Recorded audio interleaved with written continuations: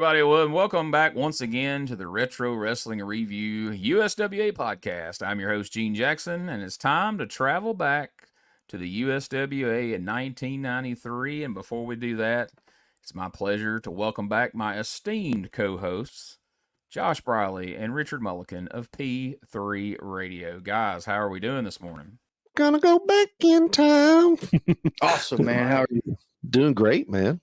I'm so far back. I got my Slimer shirt on from like Ghostbusters. Wow. So yeah, we're going back in time, man. I'm loving this show, and I'm loving the feedback we're getting. Like Josh said before we started, my grandmother's getting a lot of attention now, which I'm sure she would hate. She would absolutely hate it. It's over. Yeah, that's what I told him. I said, Richard Lee, dude, that's a joke that kind of like only 3 people really got over these past, 40 years or so. And it's like now we're sharing this with everyone. It's a weird feeling, but like I can't be happier. Josh said, "I'm an only child. I don't like sharing." Yeah, I don't know how to share. It's weird. It's my favorite thing about the show so far. Like I said, like if nothing else ever comes out of this show, we did a podcast that got Richard's grandmother over. Like, I mean, when I'm looking on Facebook and then somebody in their comments is like, "Oh, this is what Richard's grandmother would say," and they got a quote that I can hear in that voice. That's about as retro as it gets, man. Yeah, she was at the Hall of Fame last week too. By the way. Oh yeah, just for an audience of me and Josh. Yeah, and whoever in my family was listening. Yeah. So, Josh, how does it feel now to be the nephew of a Hall of Famer? Oh my God, dude! Like that, the event in itself was so fun, man. Like just seeing him up there and accepting and all that is like puts the stamp on it. You know what I mean? Like, yeah. And whenever I went over and talked to him afterwards, like I was like, this is surreal, man. And he was like, yeah, it is. I love it though. Like, because it's everybody's appreciating him. Like we appreciate him, Right. It's really cool. It is. Hopefully we'll have a little bit of time left over in the show. We can talk a little more about the Hall of Fame. If we don't, we're definitely going to talk about it in the future, because it was a great time, and everybody that I wanted to meet and talk to, I got a chance to, namely Uncle Danny. So it was just a really cool thing. So we're definitely going to talk about that. If not later in this episode, definitely on a future episode for sure, because some very unique experiences to be had last week at Jackson, Tennessee. So stick around, folks. We're going to do our best to fit that in. But we got a lot happening this week, and the guys are on a bit of a time crunch, so we're going to try to get this train rolling. So it's time to kick off episode 20 as we head back to May 1st, 1993, and another exciting day of USWA Championship Wrestling. And we know something's afoot right out of the gate, guys, because as we come to the first scene of the show, there's a barber chair out in front of the desk, in front of Dave Brown and Corey Macklin. And we have to assume that this somehow is going to involve Brian Christopher, because if anyone in wrestling besides Brutus Beefcake is now associated with hair matches and haircuts, it's Brian the Barber Christopher. So Corey lets us know that we're going to see Simply Divine in action here today, along with Billy Travis, Jeff Jarrett, the King Jerry Lawler.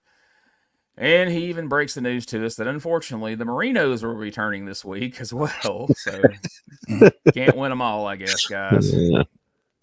But Dave Brown says he wants to get to the bottom of this barber's chair that he's got out here. So he brings out Jerry Lawler to promote today's Southern Heavyweight title match, where we find out that Jeff Jarrett will be putting the Southern Heavyweight title on the line against Brian Christopher's hair. Not on Monday night, but right here today in the studio on television, which is just absolutely huge. I can't wait to see what sort of disqualification run-in we get on that. Pretty exciting. How do you guys feel about that potential matchup today? I took it as kind of like an apology for all of the DQs and all of the run-ins that's happened, and all the smashes, like the stupid finishes. I feel like, fans, this is your payoff. Either somebody's getting a haircut or you're seeing a title change. I thought maybe somebody just couldn't show up Monday, and they were like, "Well, damn, we need you to be there." So they just did they just did it on the show. Well, we're going to do something a little different today. We're going to watching that match in its entirety right here on the show and talk about it in real time. So that should be fun. As usual, the perfect cut gets promoted in the process of this hair match, and we even meet one of the barbers who will be the one to shave Brian's head should the need arise. And I have to assume that a perfect cut was either big sponsors or investors in the USWA, and that's why we're promoting hair matches every 2 weeks around here. Anyway, like the Briscoes of this operation, they own like 5% or something. I'm trying to figure out what tag team that would be with Mr. Perfect. Like, who would it be? The perfect cut. Was there a cutter in professional wrestling? It would be him and Bruce the Barber Beefcake. Yeah. The perfect cut.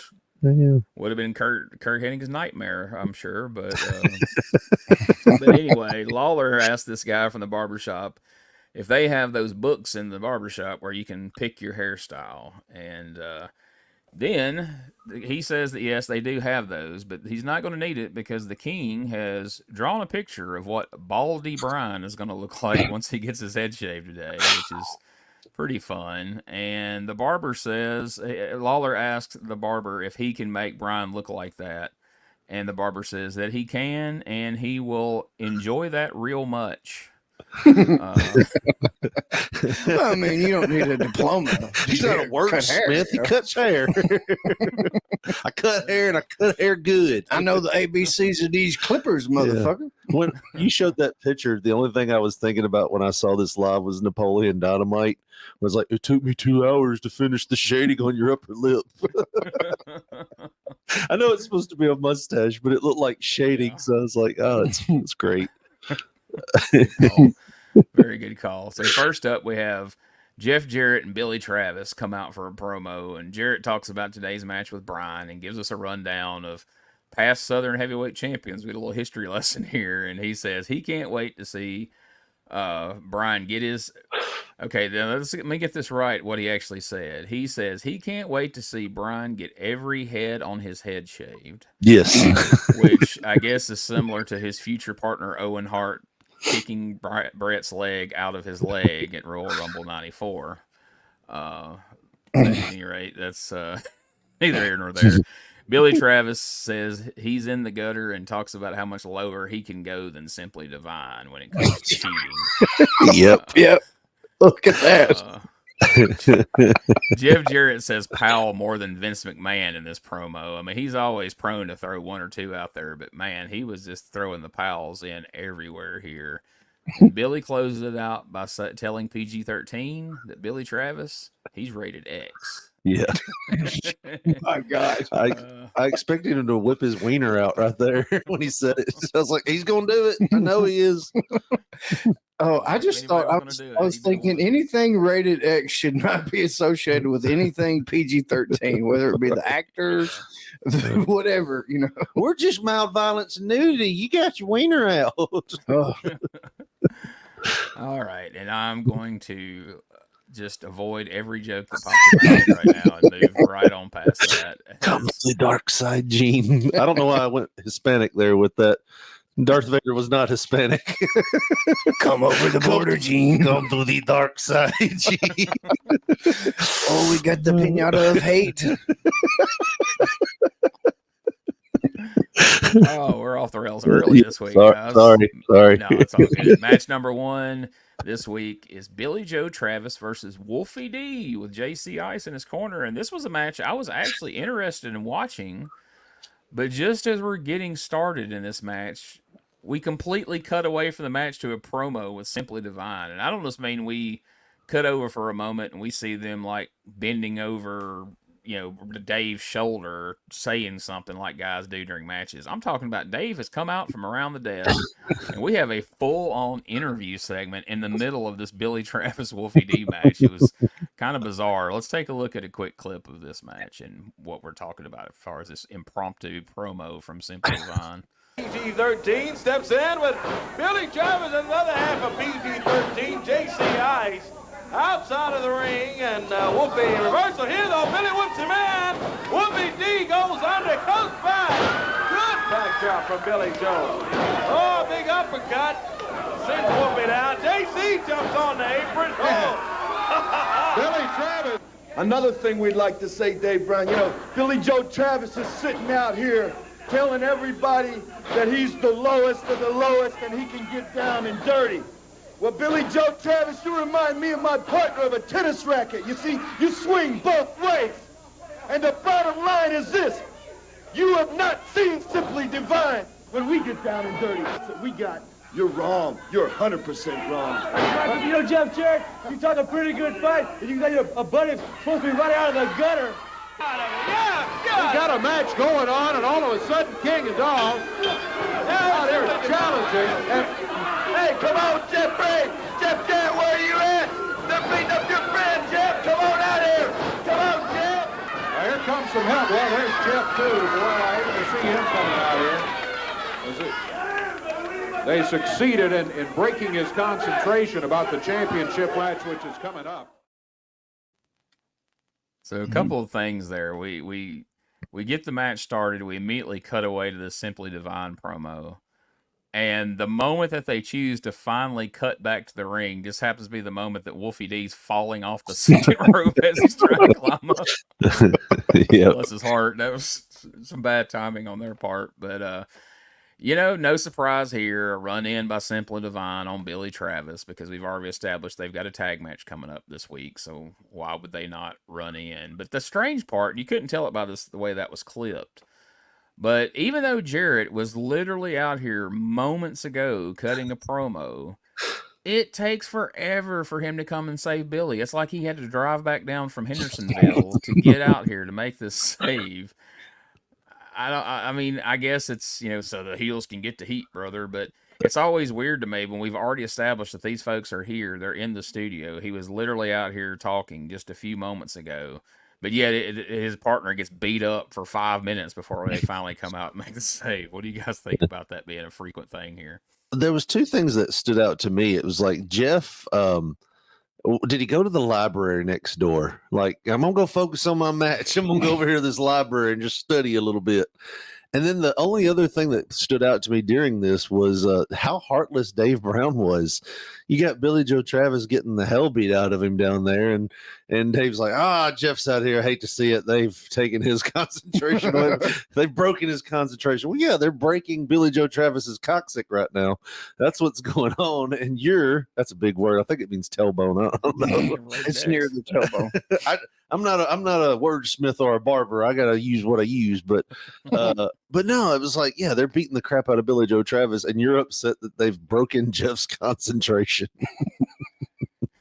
I just felt like Dave Brown was like, "Get it together, Billy. Man, he's busy." Yeah, I just felt like maybe Jeff was still taking a dump or something. And he comes out, and all he sees is usually it's Lawler helping him. Like, come on, Jarrett, let's go get him. Lawler was in a suit, coat. He's not doing that right now. So he sees the Marinos. He's like, come on, guys, help me. And whenever they hit the ring, I said, "Oh boy, the Marinos." But yeah, I was like, they're liable to get taken over on, and they're going to completely kill the hurt one another. They'll hurt one another before they get out of the ring. Bringing a pawn with you, they're just there to get killed. But the human shield. I think the horrible thing about this is, it's like, how dumb are baby faces in Memphis? Is like you need to have your head on a swivel. Because run-ins happen frequently. Why would you ever, you're shitting at home, you're eating whatever you need to eat, and you're watching that monitor in the back right by the curtain in case one of the guys finally runs out. When they finally do, you can come out and help. So, yeah, I think Jeff got buried a little bit here. Yeah, it's like these guys in all these weeks, these guys hadn't figured out, like, hey, my partner's fixing to be in a match. Our opponents are going to run in. I'm sure even, your grandmother, once they announced that Simply Divine's going to wrestle Jeff Jarrett and Billy Travis, and now Billy Travis is in the ring with Wolfie D. What's she saying? That boy's got a pecker in them pink. Well, yeah. Besides our typical hog watch, it's going to be victim Simply Divine boy's going to run in.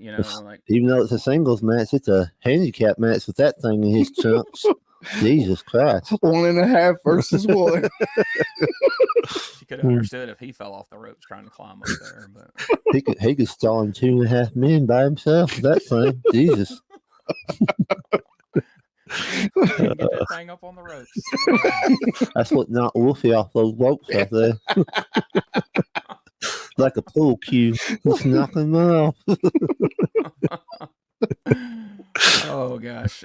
So we come out of the break to Dave pitching the highlights of Brian Christopher versus Coco Beware. And I'm not going to show a clip, but the main element of this match is the fact that Brian and Frank Morrell keep having issues throughout, which eventually builds to Brian punching out Frank Morrell by mistake. Then when Brian's working over Coco with a chain, Frank pulls Brian off of Coco.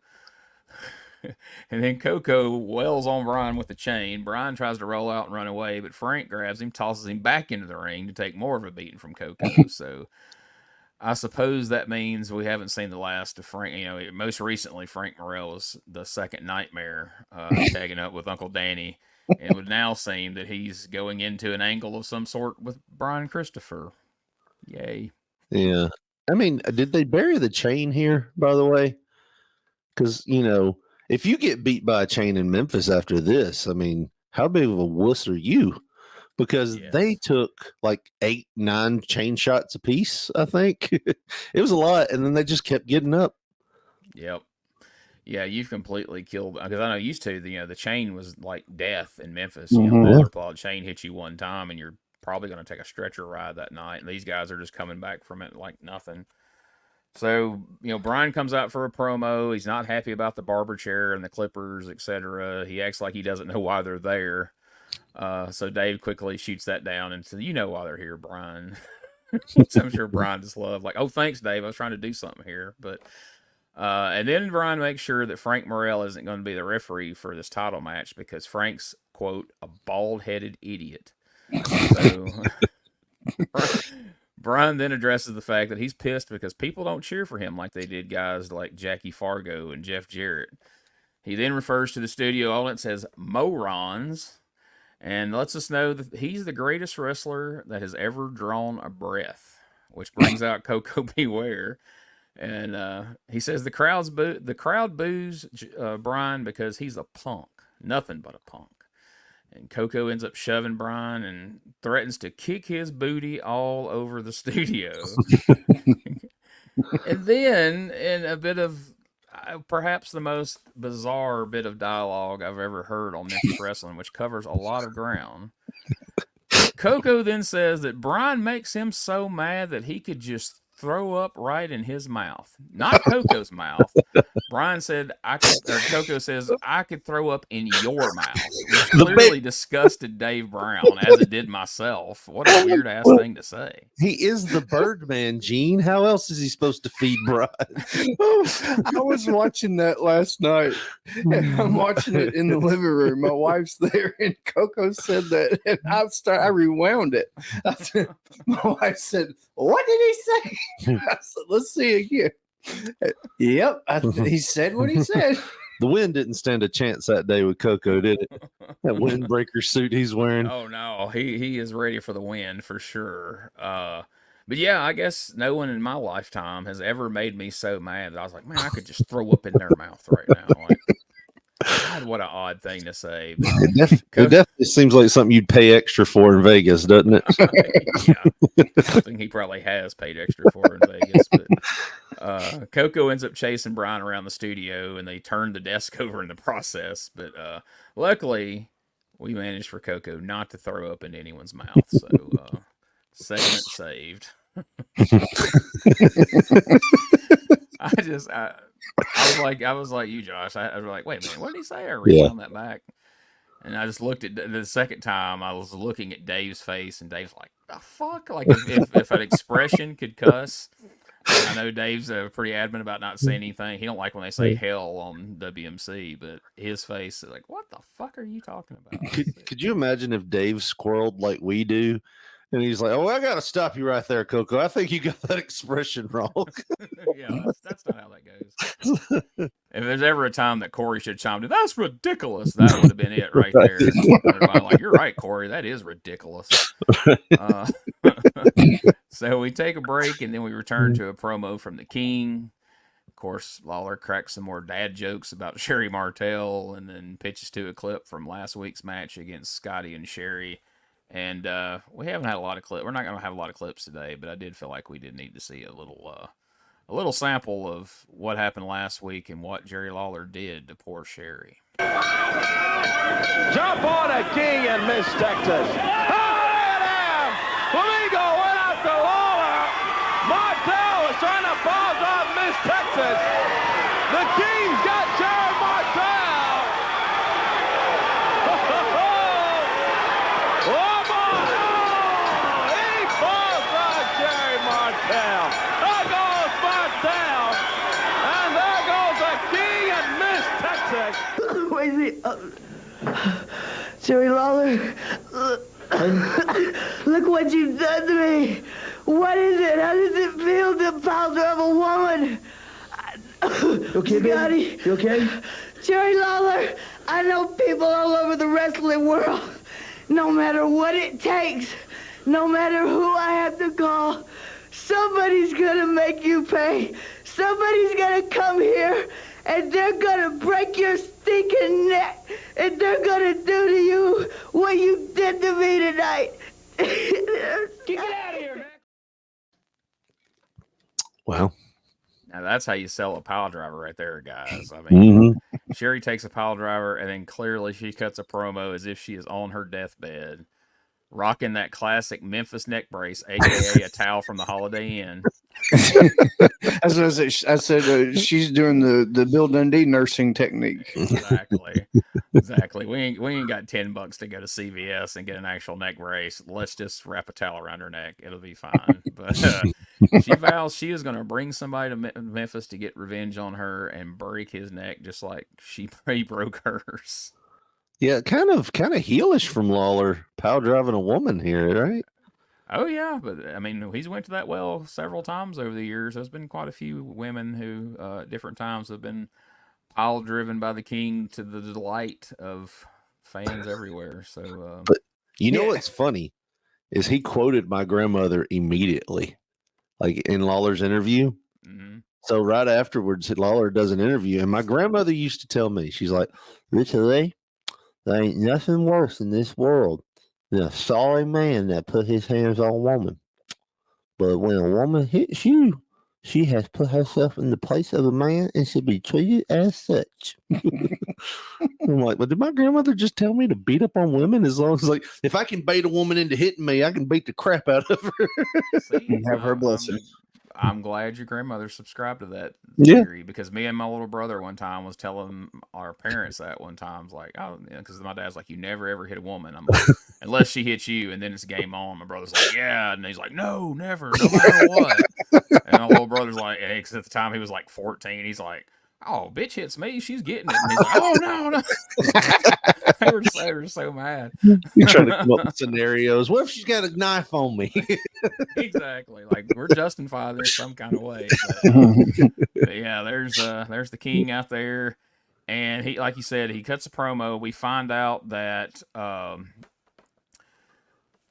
that Papa Shango is going to be coming. We see a video, and Papa Shango from the WWF is going to be coming to town, and Scotty Flamingo ends up coming out, calls Lawler a scumbag and a woman beater, and says there's not a guy in the WWF who doesn't want a piece of Lawler.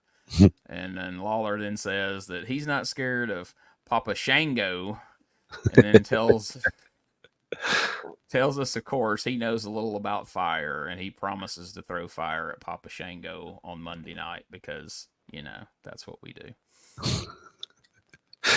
I liked Scotty Flamingo's gear there. That was actually that jacket. I'd wear it now. It looks awesome.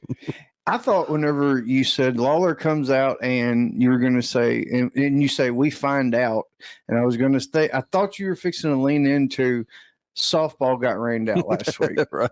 And the Jackson softball game and the one in Mississippi will be rescheduled till next month. Papa Shango's a motherfucker. He got the softball stuff out of the way first, and he kind of gave Dave that look because he was like, Dave, you told me last week I'd be good. 12 o'clock was game time, no rain. Both games got rained out. he was heated at Dave for botching the damn weather prediction last week. It's like you said, they put him on the spot, and Dave's like, "Oh no, you're going to be good." Turns out he wasn't good. We had to cancel multiple softball games last week. What if he just walked out and threw fire at Dave? Like, damn it! Oh. Gives him a pile driver. Now Dave's going to do the weather in a towel wrapped around his head. Sorry, I thought it wasn't going to rain. I really did. No, now, Jay, you can't be pile driving Dave Brown out here. Big piece of tape over his right eye. Jerry knows about that softball.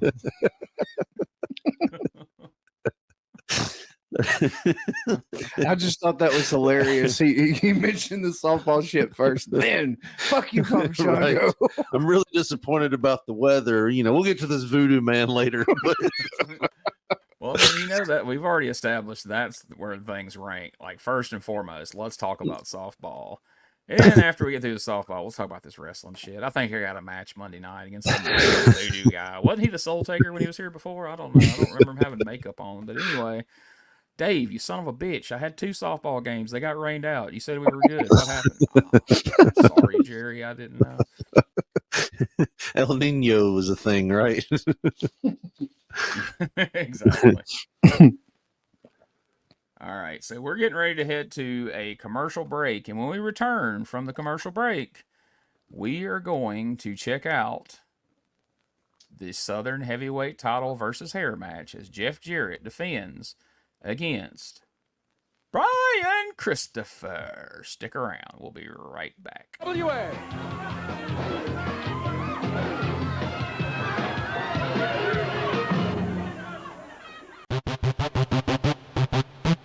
Ladies and gentlemen, welcome to Give Me Back My Pro Wrestling, the podcast that's based on the old school but can still help you find the good stuff from today. Jimmy Street and the Plastic Chic, Jarrett, are the undisputed tag team champions of the wrestling podcast world. From thought-provoking topics to superstar interviews to action figure expertise. This team does it all, and all they ask is, give me back my pro wrestling!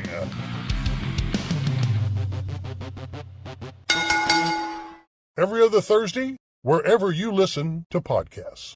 Hey guys, this is Wolfie D from PG-13. Check out my podcast, Live and in Color with Wolfie D, every Monday at noon. We're talking Memphis, we're talking ECW, WCW, WWF, everywhere that I've been. We even have some great guests, some Hall of Famers on the show with us. Every Monday at noon, Live and in Color with Wolfie D.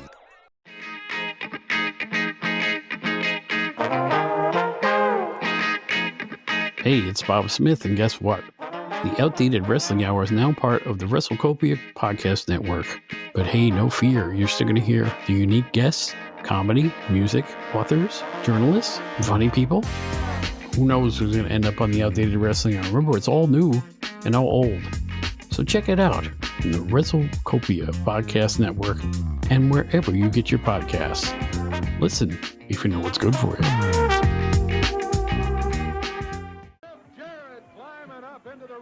All right, guys, we're back, and we're going to do our first watch-along here on the podcast as we're going to see the Southern title match in its entirety. Jeff Jarrett and his coat of many colors tights there, supporting Maryland. Is that what it was? Yeah, only thing better than that is his coat of many colors with it looks like a bunch of Post-it notes that somebody's clipped up and then stuck to a jacket. I always liked those Jeff Jarrett tights, the squared ones. It was different. I liked them better than a lot of the tights he wore, that's for sure. It's like he had a bunch of samples that he got from fabric stores. We got to utilize these somehow. Or maybe he had the Brutus the Barber Beefcake tights, and then he used those samples to cover the holes. You know what's great about Brian? He kept pretty much all his gear. And I can't remember, at some point I was at his house, and this was long after the Too Sexy days, and he had those tights in his closet. Just I want to say it's these exact tight, the pink shorts with the black tights. And he was like, "What if I come out in this tonight?" And he was like laughing, thinking, it's kind of a joke because he was wearing the Grandmaster Sexay pants.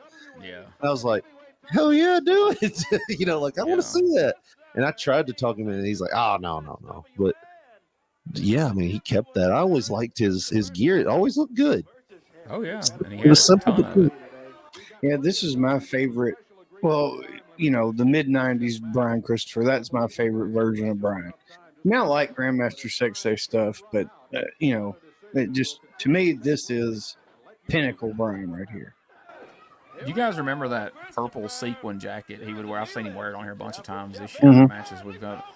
I was on a show in Tupelo, and Brian was on there, and he was wrestling Barry Wolf, and he pulls out his gear bag, and of course by then, he's still wearing the Grandmaster gear, but he pulls out that jacket, and he tells Barry, he's like, "Here, man, wear this off the ring. You'll look good in this." And Barry's like, "Are you sure?" He's like, "This is a nice jacket." He's like, "Oh yeah, man, I've had that forever."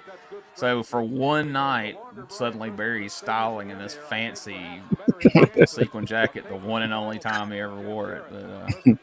But looked good on him, and Brian was pretty excited about having him wear it. So I thought that was cool of him. He's out there working the crowd like it's an indie show. I love it. Love it. Yep. So this is a preview for people watching at home that wasn't able to go to the matches. Like, this is what you would have seen, in Laval, Arkansas the night before, if these guys were wrestling. What a dastardly motherfucker. He stole the crippled kid's sign and tore it up in front of him. I hope they worked that out before. That's right there, brother. I think he's over there with a buck knife damaging one of his wheels. How dare he tear Timmy's poster up like that? Brian, that's ridiculous. I was going to say, would it be horrible if, Timmy's just screaming the whole time in the background of the match? And they can't stop it. They took my son. They knew nothing about sensory problems back then. Oh, he needs to quit.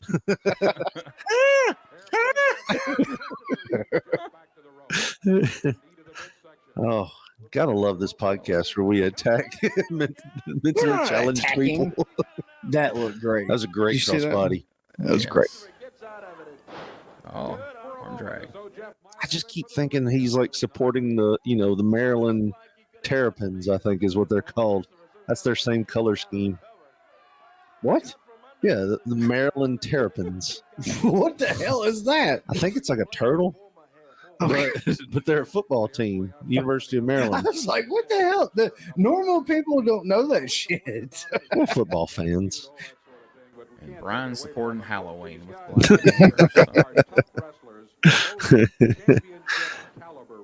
well, it's awesome here. You got two guys working that are great workers.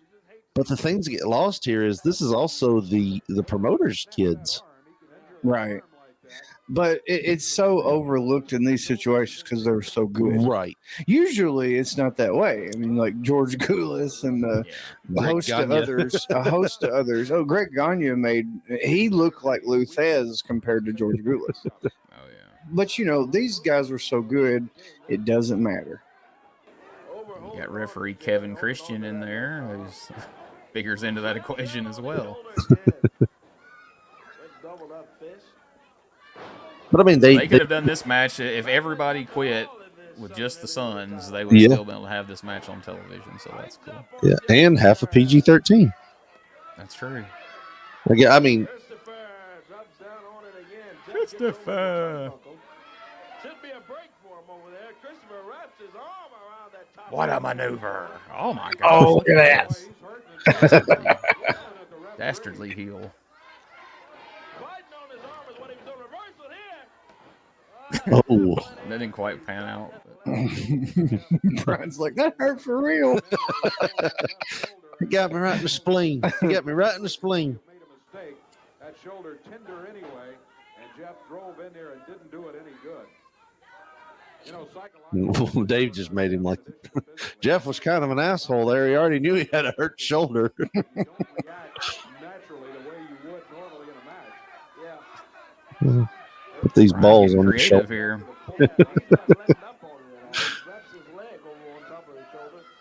Well, we know how teabag shoulder breaker there. Yeah. We know how bad the rings were. If you're using it as a weapon, that's like finding a rusty nail on the side of the road, just jabbing somebody with it. Jackpot. Oh, they're handing out signs in the What's crowd. going on?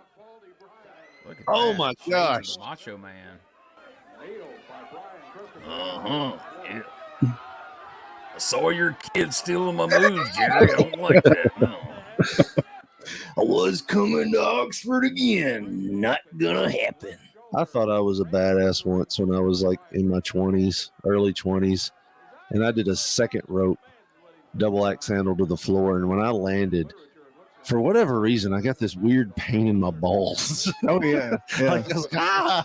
Dude, that is some like inner turmoil that I Yeah. always struggled with as like a teenager, because my goal was just to be a wrestler. But like when we would do stuff and jump off of shit, I would feel that, and I was like, how am I going to work around this Yeah. when I become a wrestler? It's not going to, I never figured it out. Guess I just got to learn a little ball torture.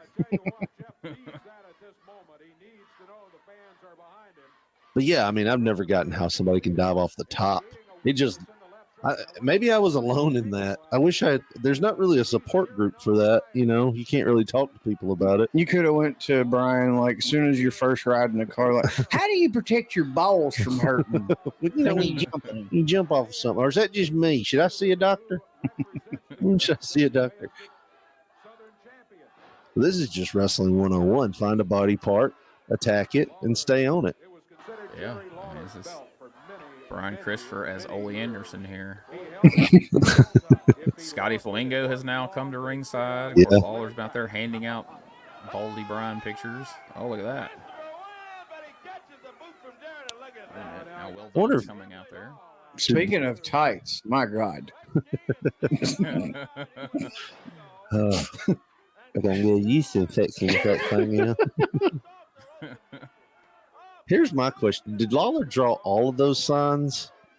Or just went to Kinko's? Yeah, I was going to say.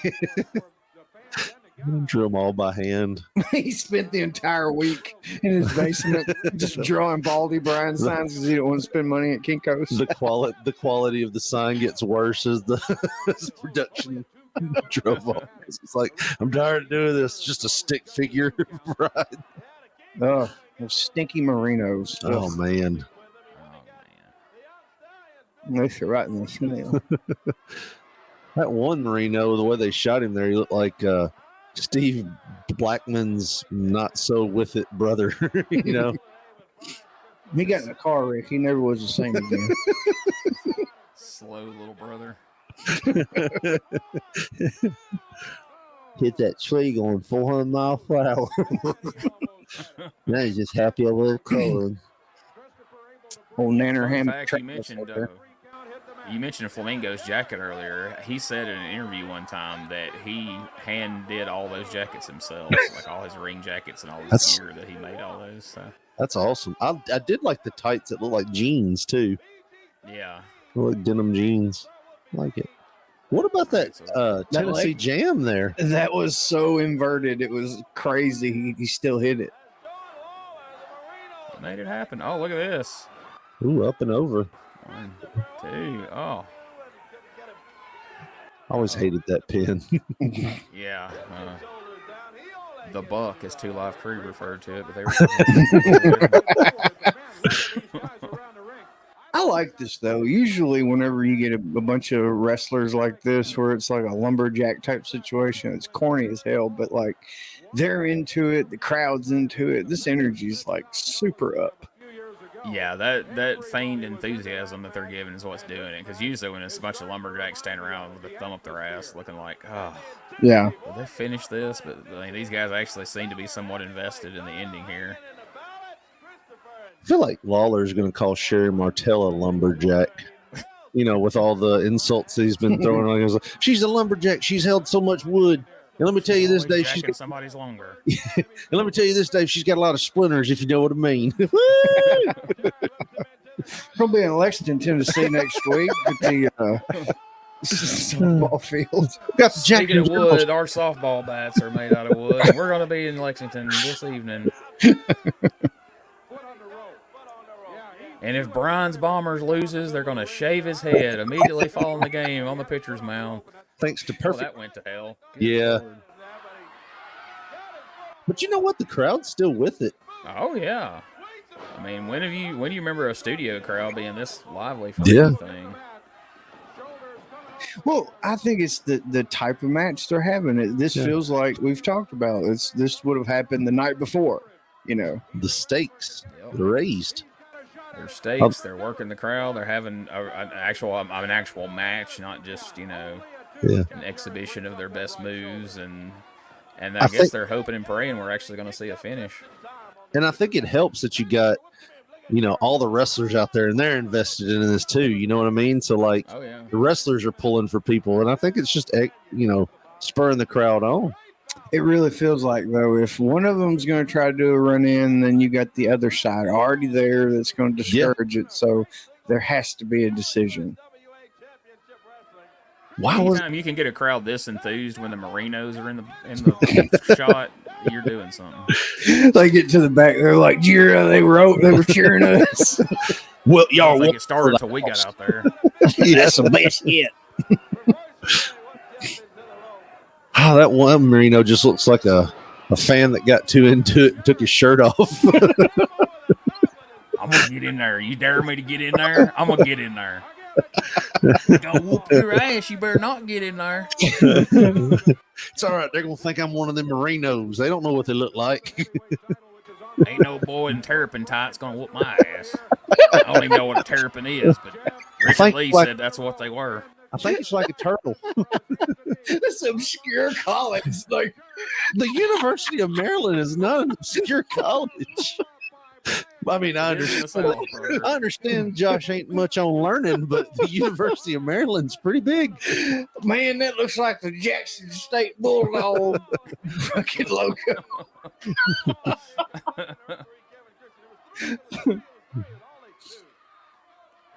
Look at that. Wolfie D's into it there. He's punching along with Brian. Billy Travis is about to jump out of his tights.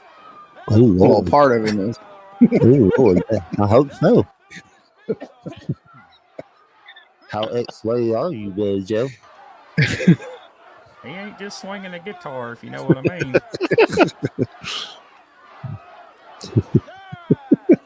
Jarrett! Oh, a lot of whips in this match. Yeah. Oh, there's that DDT. Brian actually took it pretty well. Yeah. You have to sell it well because if you don't, it just looks crappy. Because it looks like Jeff jumps up and falls. Yeah. It looks like he hooks him for a DDT and then somehow his left leg slips on some ice.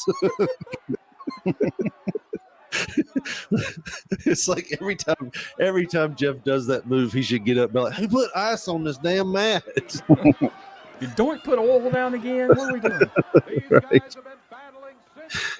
You know it's good. Guy Coffey's at the curtain. He's watching the entire match. Yeah, we ain't seen him come out yet, so we know it's not time to take it home. Well, he's still there. He was in the corner shot. There he is with that 1970s. He takes a couple steps outside the curtain, though. It's time for him to wrap it up. As long as he's somewhat behind it, we're good. Oh no, Steve Dahl, you Steve Dahl, come on now.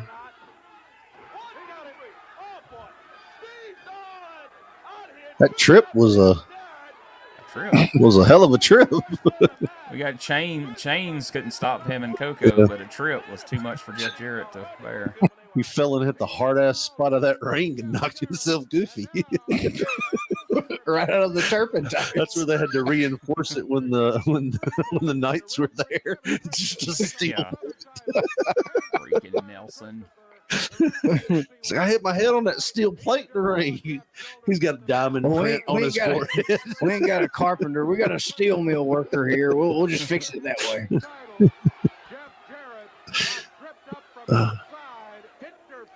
I don't understand why the heels are in there debating. This is where you just take the title off and you walk as the baby faces complain. Because you don't want them to reverse the decision.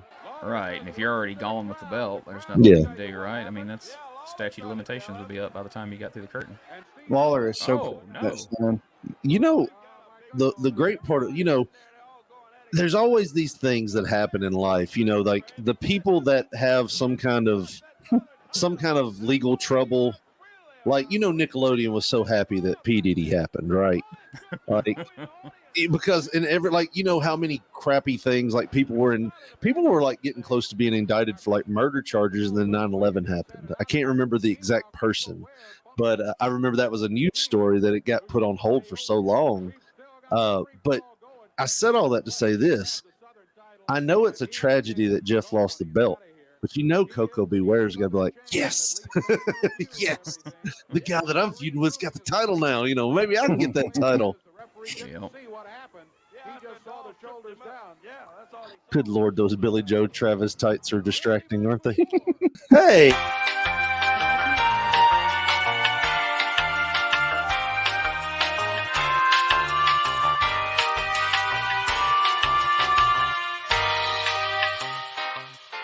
All right, guys. I think our first watch along went pretty smoothly. What did you guys think about that? I liked it. I think every once in a while we could do that and break up the show a little bit with some commentary, because I know some people out there are probably wondering, what are these guys' thoughts when they're watching a match? Yeah. And I mean, if once every few months so they actually have a match like that they actually wrestle and it has a fulfilling end or something, we'll try to do that. So who knows when another one's going to pop up, but when it does, we may watch it again right here on the show. So all right, once again, Brian Christopher has managed to keep his hair. He's regained the Southern Heavyweight title, and yes, there was interference, but at least for the love of God, it wasn't a DQ run-in. So yeah, how do we feel about that? I think it just kind of, really, really hits home the fact that if you're a Lawler, you ain't cutting your hair. That's just all there is to it. You're not doing it. Somebody else is going to take the fall. And even if you do cut your hair, it's like when Lawler shaved his hair, it just looked like Brian's hair. Yeah, the length it was now. I love how they try to rewrite history and they'll say the night they shaved Lawler's head in the cage and started a riot. It's like they gave Lawler a haircut. He let it grow out a little while just so he could say it, but he had a long flat top after that. Like, he did not get his head shaved, but they certainly weren't going to have Austin Idol reimburse everyone's ticket money that night. So he was getting some kind of haircut come hell or high water. I will say that I think it's fine that they do interference. I just hate the run-ins and the DQs. Like, I love the fact that they made this finish with interference. It made sense. You got the I keep calling them the well done team. They're not I forget what they're called. Well done.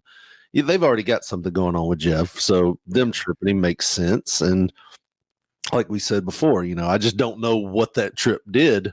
Apparently every nerve in Jeff's body is connected to that ankle. And he just goes completely comatose when you touch it. But it was his Achilles heel. Yeah.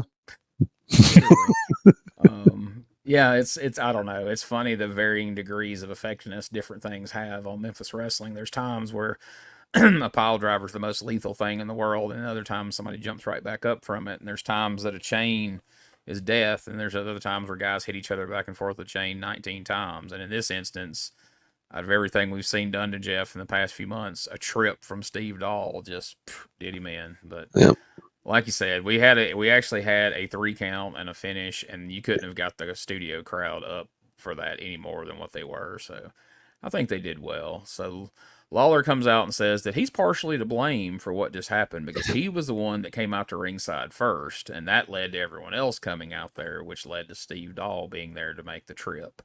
So, wow, look at Lawler owning up to something there. That's rare for baby faces in that day and time. Jeff still concussed comes out. It's like, you're right, and just starts punching him. Lawler then says that Brian Christopher is no champion after cheating like that, which is laughable. Of all the titles Lawler won in his career from cheating, even as a babyface. I mean, this is the guy that just pile drove a woman last week. Brian Christopher's a sumbitch for pinning somebody after he got tripped. Being opportunistic like that. But it comes that time in the promo. Enough of this wrestling shit. Let's get down to what's important. Dave, last week you screwed up the weather, and this is where Lawler really gets into it with the whole softball thing. But he announces, thank God, guys, no one has to lose any sleep. The games have been rescheduled. They will take place. So rest easy, folks. You're going to get your softball games with the Lawler's Army or Lawler's Kings of Memphis, whatever he was calling them at the time. And then Corey runs down all the shows that are coming to the area. And my favorite one this week, last week, it was Keyser, Arkansas. But this week, he lets us know that the USWA is coming to Malden, Missouri for an event that we're calling Scaldin' and Malden. What is the greatest event name ever? You know they did that because they knew Corey was going to say it. Scaldin' and Malden. I just wish Savage was booked so I hear, there's going to be a Scaldin' and Malden, Jerry Lawler. I can't wait. Hearing Corey say it was good enough, I suppose.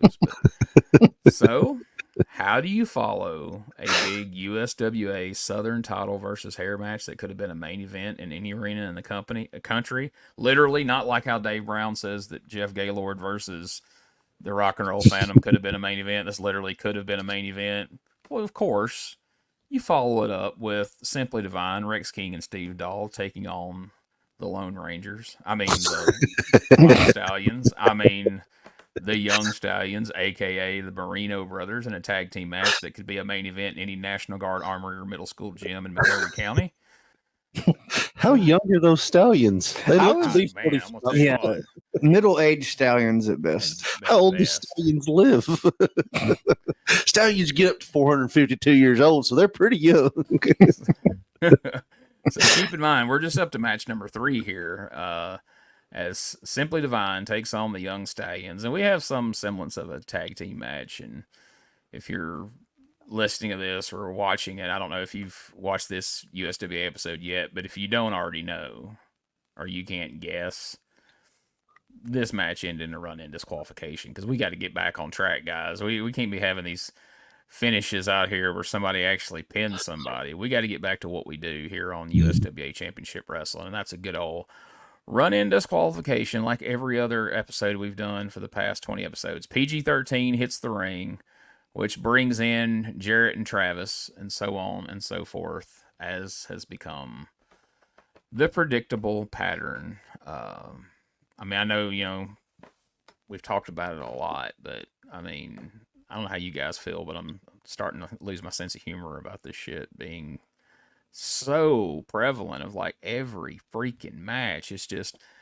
if they've already announced the card during the show and you know that wrestler A is going to be wrestling wrestler B, then you can pretty well count on their TV match is going to end when the guy he's wrestling Monday night is going to hit the ring.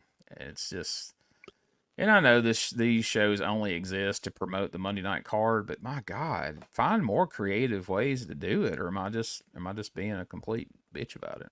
Oh, no, it's complete logic, because, the way I'm thinking is, if you piss me off, I'm not showing up Monday night. I'm not showing up to the fucking gym here in Jackson. I'm not doing that because you've pissed me off so bad. I don't know why that's not the line of thinking, if you're the booker or whatever, but if I'm the booker, I'm going to try to make people happy at least a little bit. I mean, they did give us a decision, but it's like we're going to pay for it with a few more run-ins. And I think the only solution to this is for Eddie Marlin to pull out Big Ernie and publicly humiliate him and fire him on the spot, because he is doing a piss poor job of keeping order in that studio.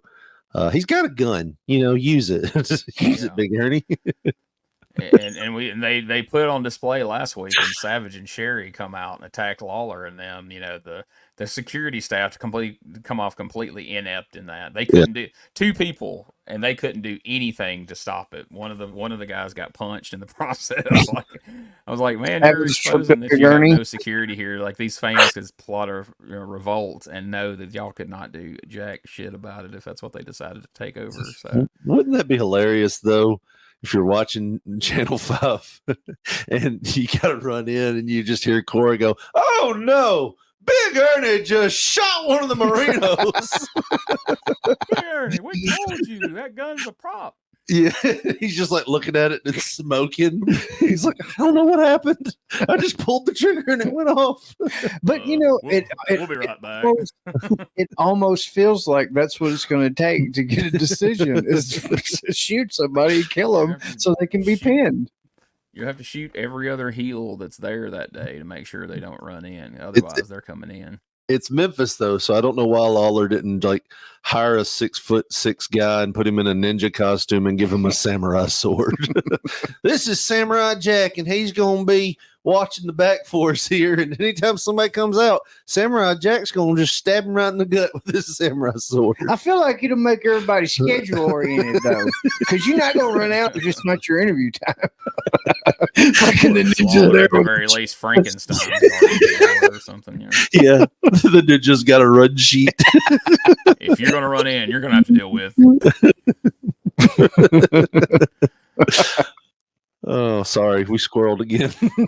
All good. So we follow everything up with a promo from Jeff Jarrett, and after our second Jeff Jarrett promo of the day, we get a promo from Simply Divine that sees Steve Dahl hold up what is clearly a silver belt to the camera and say, "The gold is on the line," which is not a big thing, but it's one of those wrestling lines that you can tell is just a stock line, and they don't actually take any consideration to what they're actually holding in their hand. They're just used to saying, "The gold is on the line." But one last push for the tag team match, even though we've had 2 different run-ins today involving these guys. That's not enough. We need another promo. But anyway, it's time to take our final podcast break, and then we're going to hear the rundown of the card for Monday night. So let's hear from these sponsors, and we'll be right back. USWA.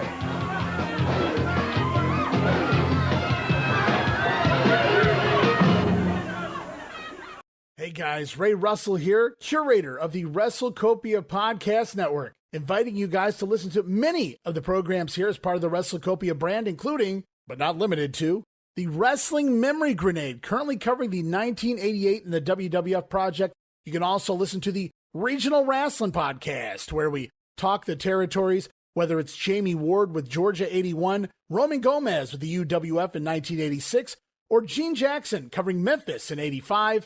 3 projects going on right now over there at Regional Wrestling. You can also listen to the Wrestling Stoop with the legend himself, Bob Roop. Bob goes back in time each and every week, covering not just his career, but countless stories and interactions with hundreds of wrestling names spanning his 2 decades in the business.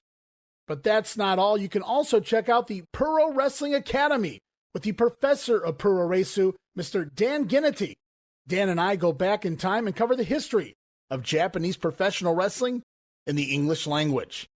And you can listen to all of those shows and more, all part of the WrestleCopia Podcast Network, located over at WrestleCopia.com. That's WrestleCopia.com, and anywhere your podcast streaming needs are met, from Apple to Spotify, Pocket Cast, and beyond.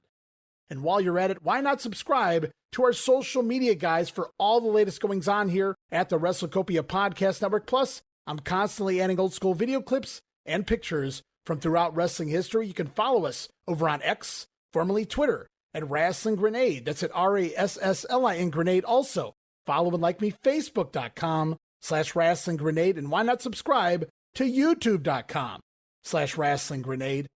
So if you're looking to support that next up and coming podcast brand, please consider making it WrestleCopia. This is Wrestling Nostalgia, the podcast that dives into wrestling history. Hey, wrestling fans, I'm Dave Dynasty, and if you enjoy podcasts that are knowledgeable and history-driven, then Wrestling Nostalgia is for you. With great guests and fun interviews, there are over 200 episodes in our archives.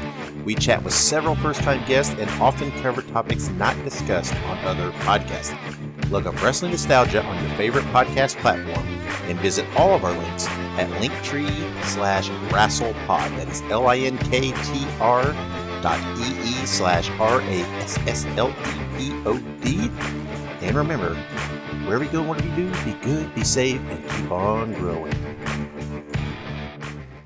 All right, as we went into the break, Richard got to see his favorite DDT one more time, but you got to admit, Brian took it a lot better than Mr. Clyde ever has. Mm-hmm. So. Yeah.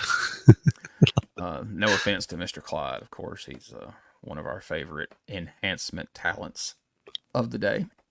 Yeah, he got a shout out at the Hall of Fame because we were talking about Danny said we borrowed some of his gear, and I'm standing there right next to Danny, a good 1.5 feet taller than him. I looked at you and I said, I look like Mr. Clyde out there in his gear. Oh, Mr. Clyde. I think we'll probably eventually get around to put him in the Hall of Fame once we start to run out of people. That's the nicest thing you've ever said about him. Yeah. I'm interested to see who accepts it on his behalf. But when we start running out of people. Mr. Clyde III, his grandson, coming up here to accept. Can't wait to watch that Randy Hell podcast. He's like, and we're going to have the Yellow Jacket and Mr. Clyde. The Shadow. And of course, just for those USWA podcast guys, we're going to have the one and only Jeff Turman. Yay! And of course, this event sponsored by Turman's CBD vape, taxidermy. I say we book the whole event around him. Call it the Second Coming. I'm there. I will plan another trip for that one. Let's let them run down the card for this week, and then we'll talk a little bit about it. Coliseum. 7:30 is when it all begins. Young Stallion Steve Marino will be going against Wolfie D in a single match. Following that, JC Ice will be going against Ms. Texas. That should be a good match, too. The Grudge Challenge match. Following that, Bill Marino, the other of the Young Stallions, will be facing the Rock and Roll Phantom. Danny Davis will step in against Scotty Flamingo. Scotty the Body against the Nightmare, Danny Davis, in a single match. Then you got to put 8 of them in the ring all at the same time. Young Stallions, Danny Davis, Ms. Texas, and across the way, the Rock and Roll Phantom, PG-13, and Scotty Flamingo, an 8-wrestler battle brawl. Return grudge match. Coco Beware is looking for Brian Christopher. He'll get his chance to get his hands on him right in the middle of the ring Monday night at the Coliseum. The USWA tag titles will be on the line. The gold is at stake, says Simply Divine. Rex King and Steve Dahl going against Jeff Jarrett and Billy Travis, a couple of tough opponents if you just make the match and put them in the ring. But when Steve Dahl trips Jeff Jarrett from outside illegally and cost him the Southern title, you add something else to it that Jeff Jarrett is going to be trying to settle in that ring Monday night, whether the belts were on the line or not. But that's not all. The unified title is on the line. The King will bring his belt, and he will be defending against the man that Sensational Sherri has sent in here, Papa Shango. There he is. All right. I don't know that Dave did the thing any favors by reinforcing the fact he tripped Jeff Jarrett. Steve Dahl tripped Jeff Jarrett. Like, yeah, my thoughts exactly, Dave. That's what we're hinging all this on, was he tripped him. But I love how he accentuated the Papa Shango there at the end. That was just chef's kiss there, wasn't it? Papa Shango. Everybody else showing off that he knew how to say his name, unlike some other people on the show today. Everybody else got Papa Shango. Everybody else got Young Stallion Bill Marino and Papa Shango. Yeah, I mean, I would be a little more enthusiastic about mentioning him after I've had to mention some of the names on this show. Yeah, so some of those matches you heard aren't going to happen, spoiler alert, but we'll get there in a minute. Did you happen to notice a name that was absent from the card and a person who was absent from being around the ring during the Southern Heavyweight title match that's been around recently?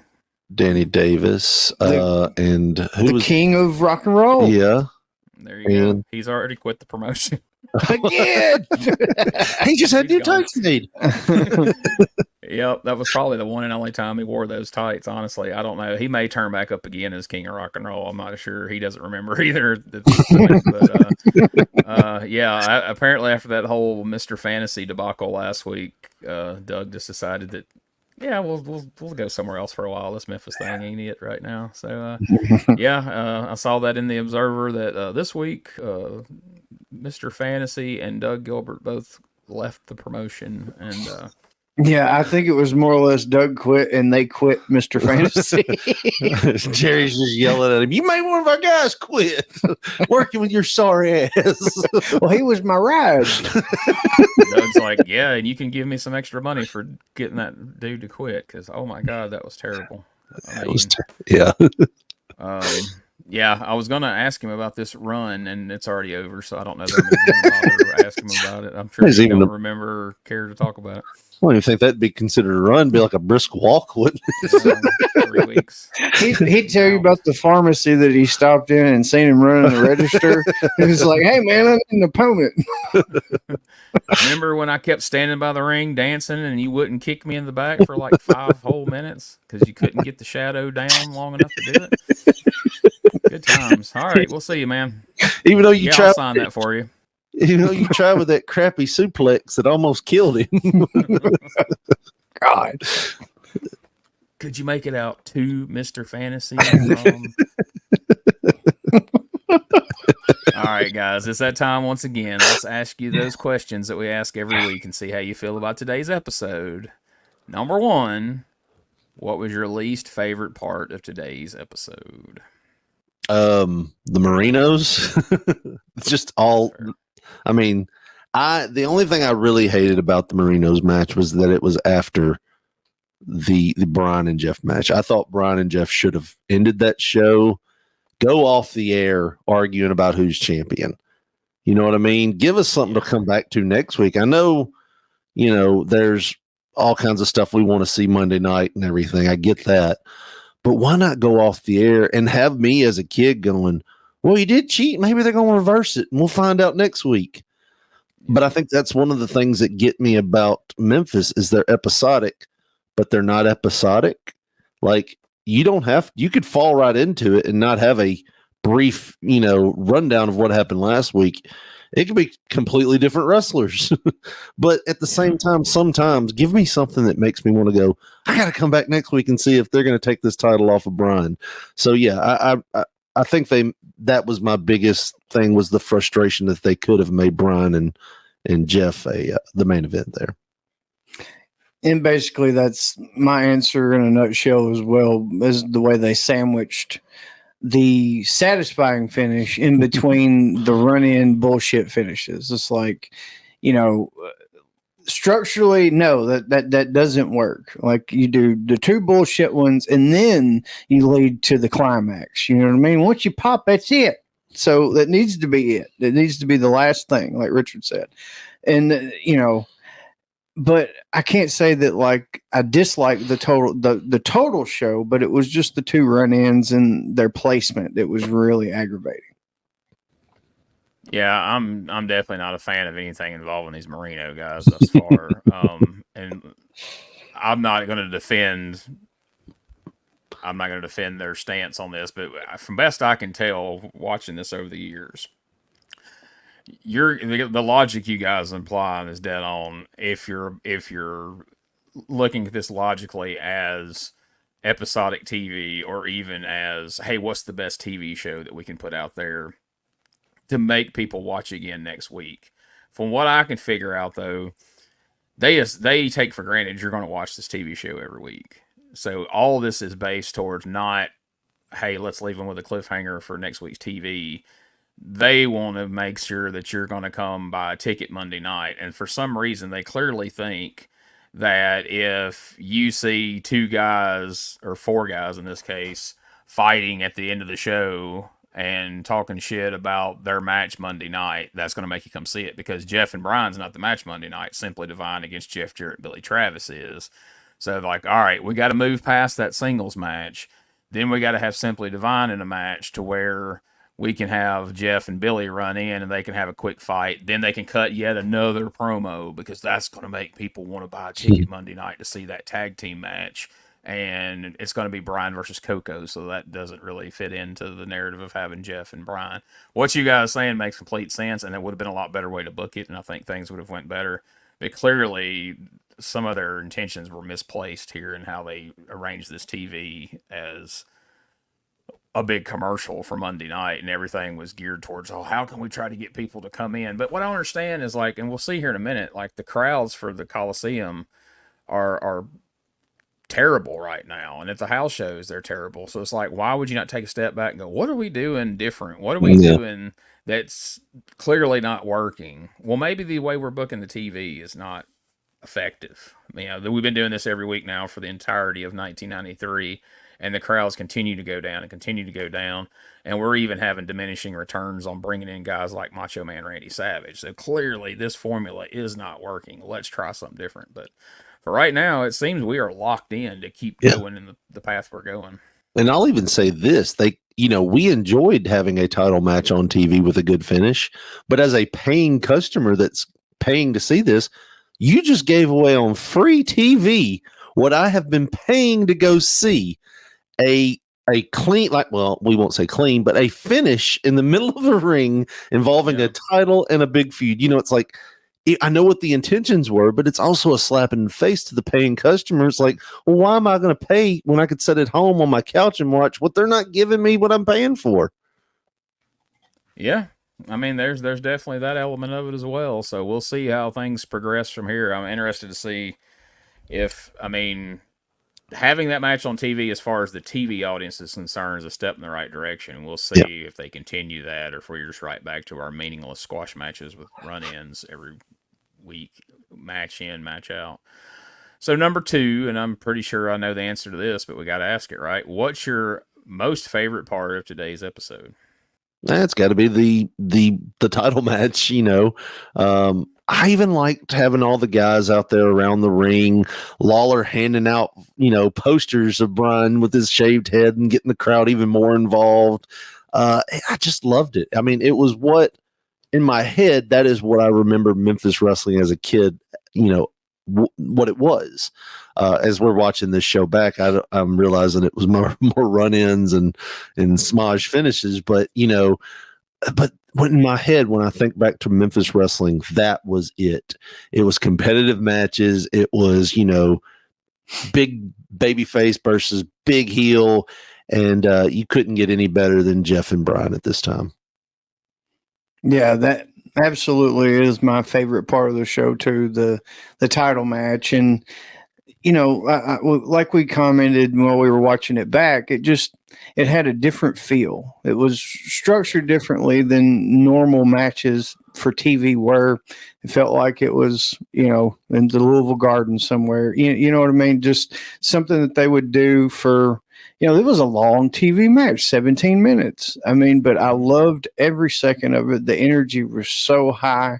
And like Richard said, you had all the guys around, and usually that fucks everything up, flow wise, energy wise, but they were into it, adding, just everything about it. That crazy leg drop Brian did. It was like a corkscrew leg drop, and he still made it work. It looked great.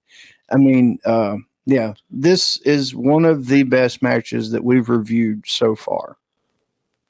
As far as TV matches go, it is head and shoulders above all the rest. It is the best one, and that's why I felt like it was a good one for us to actually watch and call as it happened, because even we've had some good matches, and then strangely the other good matches we've had have seemed to always involve Brian Christopher and Jeff Jarrett. Like that tag match a few weeks ago with him and Danny Davis against Jeff and Scotty Flamingo. But like you said, having those guys at ringside and the crowd being so into it just gave it a completely different feel. It gave it a different level of importance. And another little nice touch I think they did by having the barber chair out there and the barber, it kind of made it feel like, oh, this might really happen. We might finally see Brian get his head shaved right here live on television. And so that gave it a little bit of different feel as well. If they'd have just been like, yeah, and if Brian loses, he gets his head shaved, but you didn't really see any evidence of that, it might not mean as much. But that all was well thought out and well done, I thought. No pun intended as far as Stephen Dahl and Rick King, as far as well done. They should have just had a shot of sad barber packing his tools back up for the 100th time. We're sorry. Maybe next time. I promise you we'll get a haircut eventually. Perfect cut. All right. So then the last question is, would this TV show have inspired you to buy a ticket for Monday night's card? back in the day? No.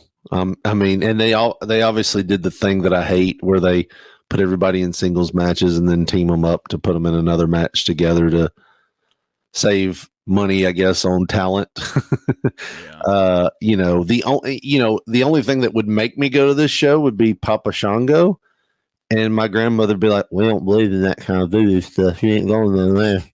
Bring a curse on this house." I'd be like, "Mom, Mama, that's not going to happen. You saw what he did the freaking Ultimate Warrior. You want sweat oil? Is that what you want? I mean, we are running low on Old Blue. Old Blue was our car. We are running low on oil on Blue, but you ain't getting it that way. We ain't bringing them demons in our house. So, no, you can't go." She'd be afraid you come home with a tail or something. Yeah. So he's right. Went down to that voodoo, man. That's what God's going to get you for that one. He's going to give you a tail. Josh, what do you think? Oh, shit. Yeah, I'm going. I got to go. I'm going to get my tail. He's a godless Jezebel. Okay. I'm going to get my tail to the Mid-South Coliseum because Uncle Danny versus Scotty Flamingo. I mean, come on. That's like, you had the Brian Pillman versus Scotty Flamingo match of, what was that, Wrestle War or Beach Blast 92 or some 92, shit? Yeah. 92. Yeah. And that was one of the show stealers of that pay-per-view. And I feel like you would get a similar caliber match, two lighter guys that can really wrestle their ass off. That would be great. And there's always the possibility, Uncle Danny's going to come out on top. Well, I mean, it's possible. Richard? No, So, ain't going to happen. I feel like Danny's smaller than that thing that Scotty Flamingo's got in his tights. Look at that thing. That's bigger than me. He's got the Master of Terror stuffed in the front of his tights that's going to interfere at any time. He's going to hit that pool cue and knock him out. Watch him. Yeah, so I gotta admit, I'm disappointed. I understood, Richard's answer for his favorite part of the show, but I was disappointed that Billy Travis's trunks wasn't his favorite part of this episode. Well, my grandmother's maybe, but not Would have mine. been your grandmother's, yeah. Yeah. Speaking on her behalf, at least.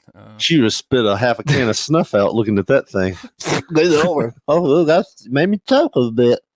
Wish I could choke on that. Jesus Christ. Never mind.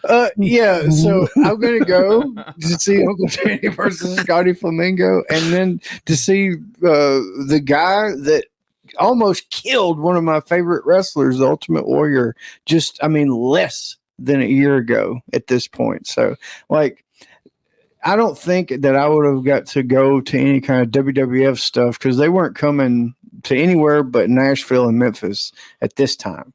So I feel like this would be the only way that I would get to go and see that because, if it's WWF, there's going to be a lot more traffic. My mom's not going to want to do that, but USWA, yeah, I'll take you. Not going to be a lot of cars in the parking lot. So it would be my chance to get to Papa Shango.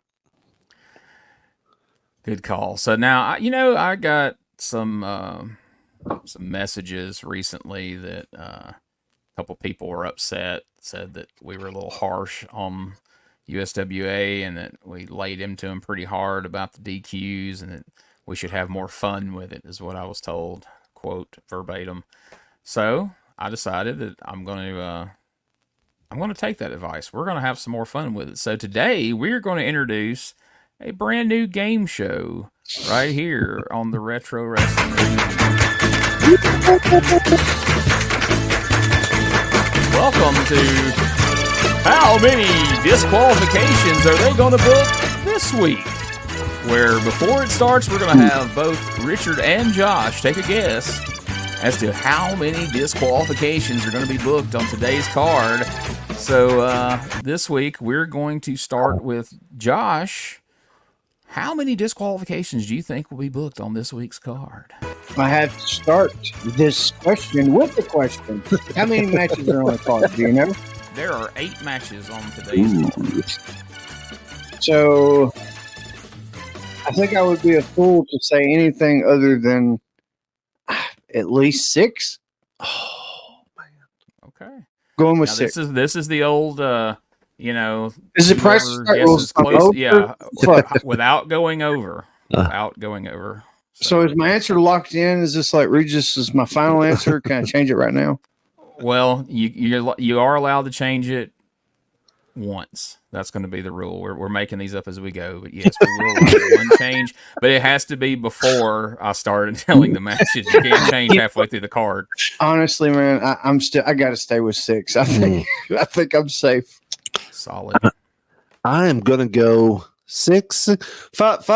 I'm doing the prices right there. 5 is it 4? No, 4? pick 3. No. Pick 3. I'm gonna go 7, Gene. They always do that on prices right. They're like 601. I'm gonna go 900 even, Gene. All right, so we've got 6 and 7. What's your final answer? 7. 7 out of 8. We got 7. 6 out of 8 and 7 out of 8. You guys have no faith in the USWA at this point. We're having fun with it, though. This is very fun with it, guys. Let me get the card pulled back up. I lost it here, so let me get the card pulled back up. Let's run down exactly what took place on May 3rd, 1993, Memphis, Tennessee, at the Mid-South Coliseum, drawing a crowd of around 800. Okay. In the opening match, Steve Marino defeated Reggie B. Fine by pinfall.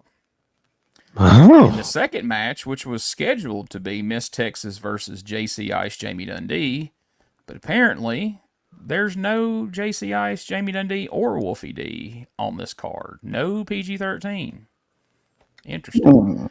So in JC Ice's place is Connie, who's also known as Nurse Cratchit at different times, as she managed Dr. Death and the Psycho. Miss Texas defeated Connie by pinfall. Hold on. I feel like we've already been hoodwinked here because the first 2 matches were just, they're not the same matches. If you would have read this card out, we'd be like, okay, yeah. Match number 3. The Rock and Roll Phantom returns, I can only assume, to fill the void left by the king of rock and roll, Doug Gilbert. It's kind of funny. Rock and Roll Phantom, was part of why his brother left, and now he's taking his place. Rock and Roll Phantom defeated Bill Marino by pinfall. Wow. In the fourth match, Josh, you're not going to like this one. Scotty Flamingo defeated Nightmare Danny Davis by pinfall. However, the USWA middleweight title was nowhere to be found, so the title was not on the line. So That's probably because they already lost it. Probably already lost it to a kid or something. Probably because Josh had it in the top of his closet and Danny could not find it. Frantically trying to. I can't find the fucking belt. Where's it at, Josh? I gave it back to you last week. I left it over at Richard's house. Stored it under our house with all the adult magazines that we stole from a kid down the street. Crawl spaces are awesome. Yeah. Till you have a busted pipe and your family finds your stash. I don't know how those got there. What's all this porn and championship title belts doing? There's that blue junior U.S. title that they had in Continental. You might could have sold them if the magazines wasn't yours until they found a title belt with it. And they're like, wait a minute. You got your name written in magic marker on the belt. Look at you. You're amateur. So in the fifth match, Miss Texas, Nightmare Danny Davis, and the Young Stallions, Bill and Steve Marino, defeated Reggie B. Fine, Connie, the Rock and Roll Phantom, and Scotty Flamingo by pinfall. Scotty was like, I got to get the fuck out of here. I know. Scotty's like, what am I doing in this crowd of people? Got me matched up with a woman named Connie. Miss Connie. She doesn't even have a last name. She's not even Connie Marino or anything.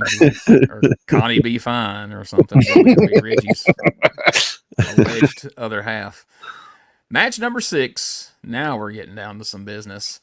Coco Beware defeated Brian Christopher via disqualification. There's old familiar. Then, in the semi-main event USWA Tag Team Championship match, Jeff Jarrett and Billy Joe Travis defeated the champions Rex King and Steve Dahl via disqualification. And then, in the main event for the USWA Unified World Heavyweight Championship, Papa Shango, if you will, defeated Jerry the King Lawler by pinfall to win the unified title. So, out of 8 matches, only 2 ended in disqualification.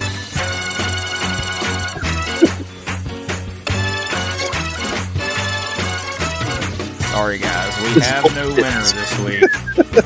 I'm gonna say they bait and switched us though, because the ones that now if we were okay, because if we went with the matches that were actually scheduled and sanctioned, we probably would have won that because there was only one of them that ended properly, right?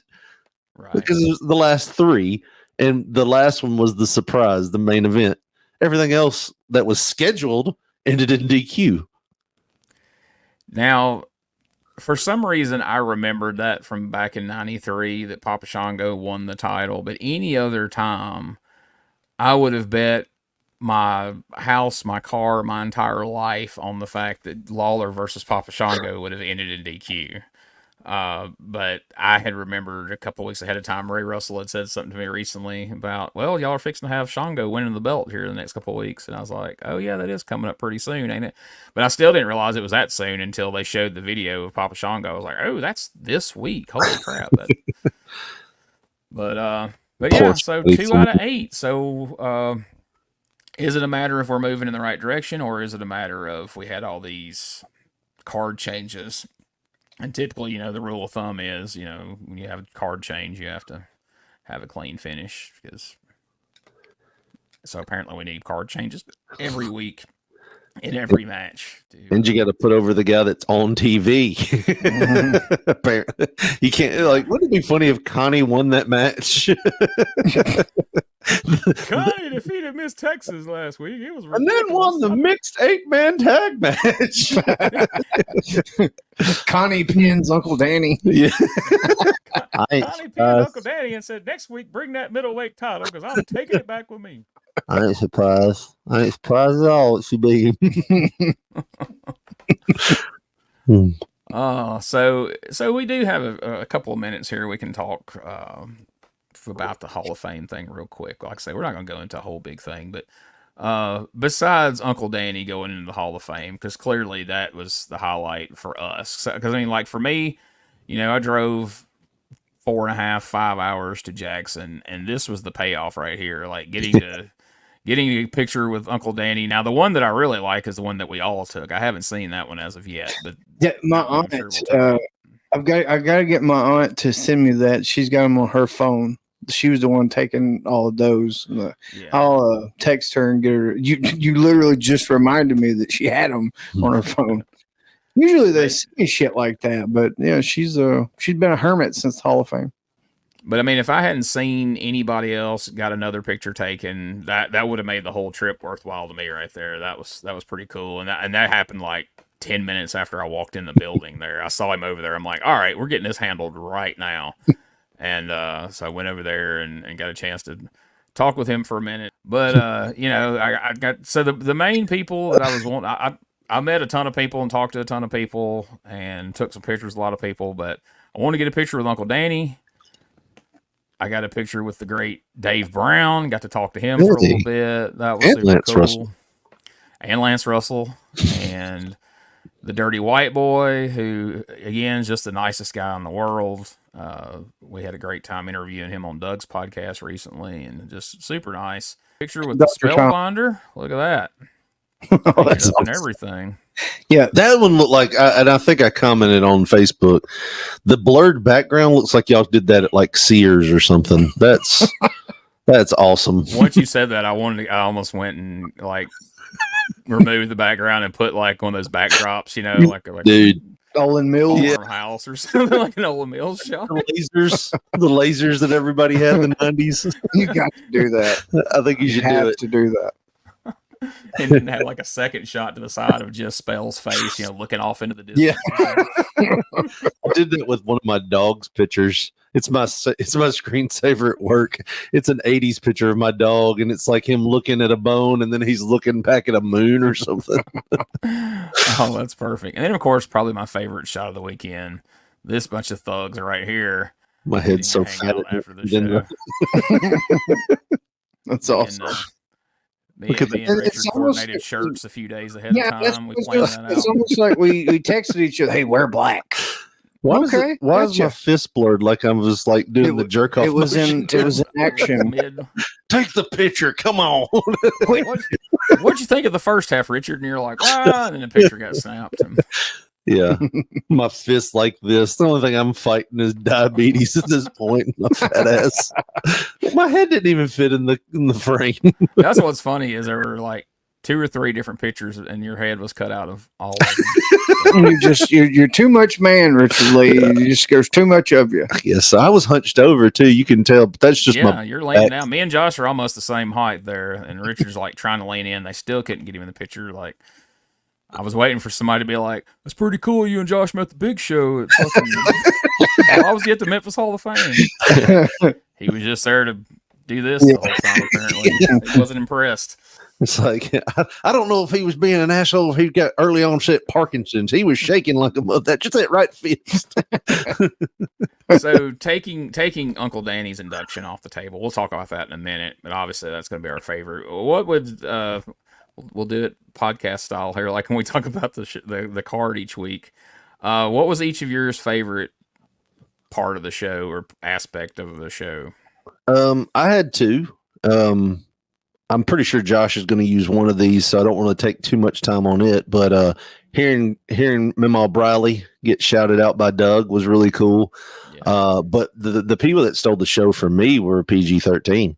I thought they were entertaining. I thought they were. I mean, it's like we took a time machine right back to the Memphis days, and they were entertaining. They were their characters. They were really cool, you know. And and at the end, I remember Wolfie goes, "Now we're going to sit over here and tell some jokes with Spellbinder." I was like, "This is really cool." I thought they stole the show with their speech, and I thought they were really cool. I thought it was really funny too that they were starting to play the music. And Wolfie goes, "Let Jamie talk." God, I just they were going to cut him off. Yeah, I thought they were really entertaining. They were one of my bright spots of the show. Yeah, I'm torn, man. I wanted to say PG-13, obviously, because that was just super entertaining. But yeah, my granny, man, Doug gave her the shout out. He said that she made a lot of his and Eddie's gear throughout the years and stuff. And dude, I texted you guys that night, I think, or maybe the day after or something. But dude, I think she would just been over the moon that she got the mention, because that was her bread and butter, was making wrestling tights, man. And if any, just having Doug do that she would still be smiling about, that's all we would talk about if we would have to go over there and see her. It was really cool. And the belt presentation. So Lawler and Dundee both got belts. And it was a special, like a feud belt that they had made. It was, I think it had both of their names on it. And then I forget what it said. It was something about their feud or whatever, but it was a really nice professionally made belt. Looked like Milliken or somebody made it. It was really cool. And you could see that it was special to Lawler and Dundee, man. It was a really, really feel good moment. And, yeah, it was something that was long overdue. I mean, I know they've been inducted before, but just a recognition of how important that feud. It's the greatest feud of Memphis wrestling history, and one of the greatest feuds of wrestling history. I agree 100%, and they were able to go to that well so many times over the years, and it never failed them. When they needed to draw a house, and when other promotions and companies over the years. I mean, Burt Prentice, the final battle 2 or 3 more times in the last 20 years, and it never failed to draw. And like I've said a bunch of times in a bunch of different podcasts, no matter what you knew about them or thought you knew about those two, those guys could go out on TV and cut a promo, even if you saw them walk out there together, or if you saw footage of them driving up together in a parking lot. They were so good that by the end of that promo, you were convinced that those guys hated each other and were going to kill each other wherever that match was getting ready to happen.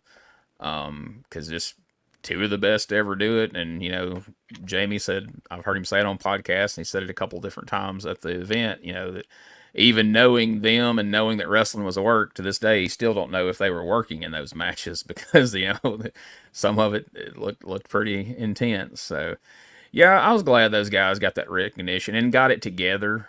Lawler gets a lot of recognition. They did that thing in Evansville a few months ago where it was the Jerry Lawler appreciation or whatever. So for Bill to get included, because, Lawler wasn't having those matches by himself. He didn't have those feuds alone. Bill was a huge part of that. He carried, more than his end of the bargain. So for Bill to get the belt and Bill to get the recognition, I was really happy to see that. But it was a good night overall.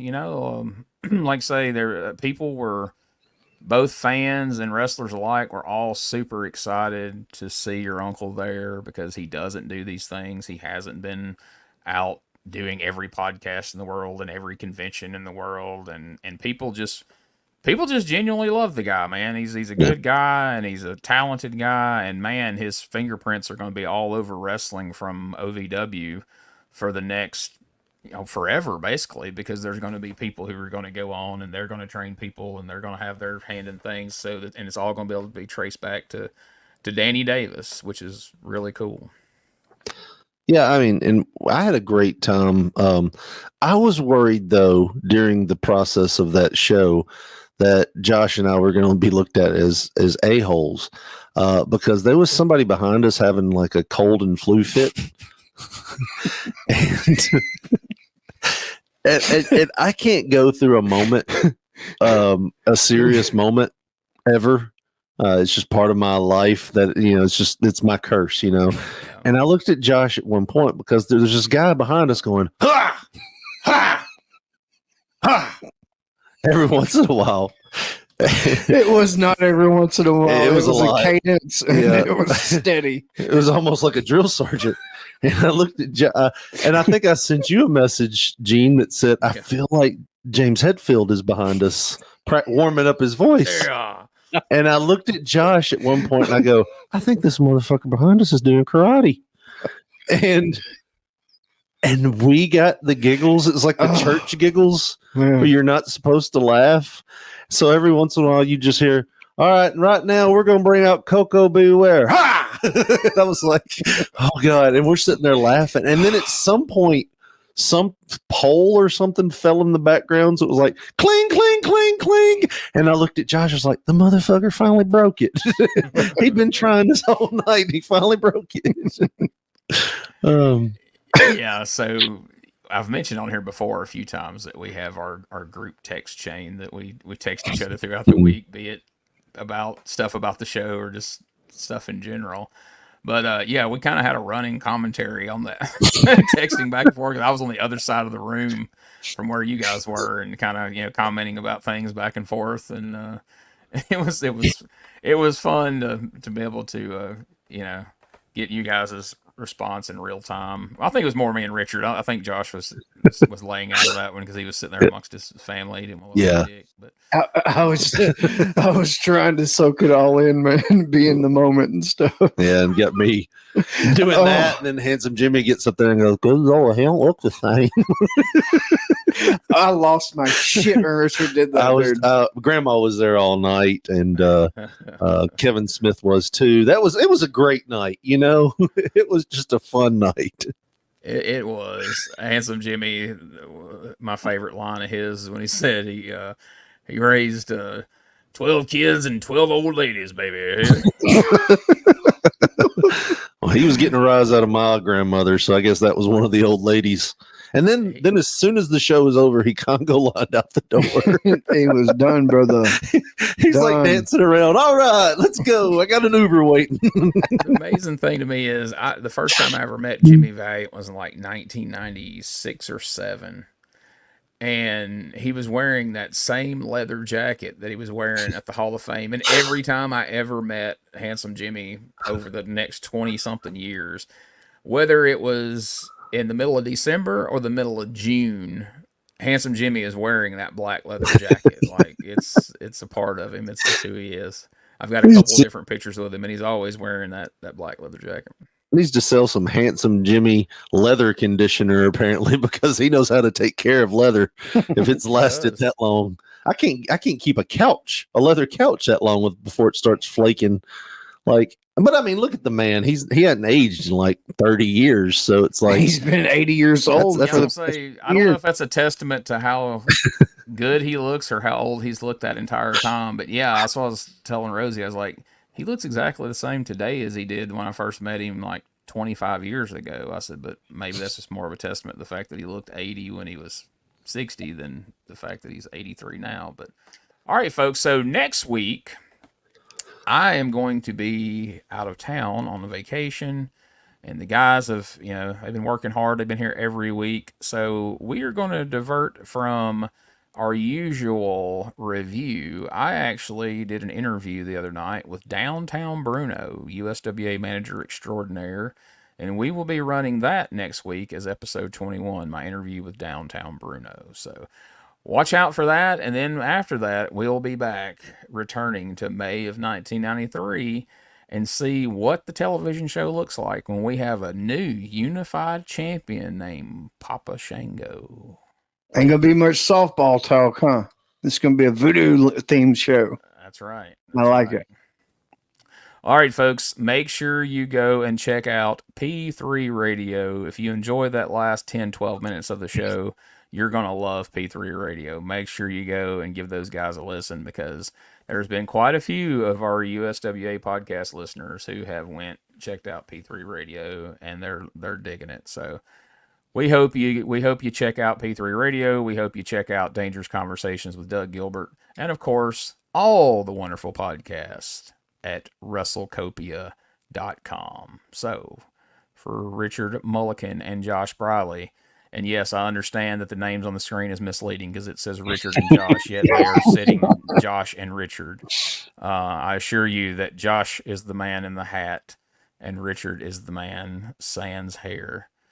So just that means no hair. There. Yeah. That means okay. Don't get so Richard is the man who assumes that wrestling fans are too dumb to know what the term sans means. So make sure you know that. So if you're having to try to explain this show to people, like, all right, well, Gene's the fat dude that talks too much.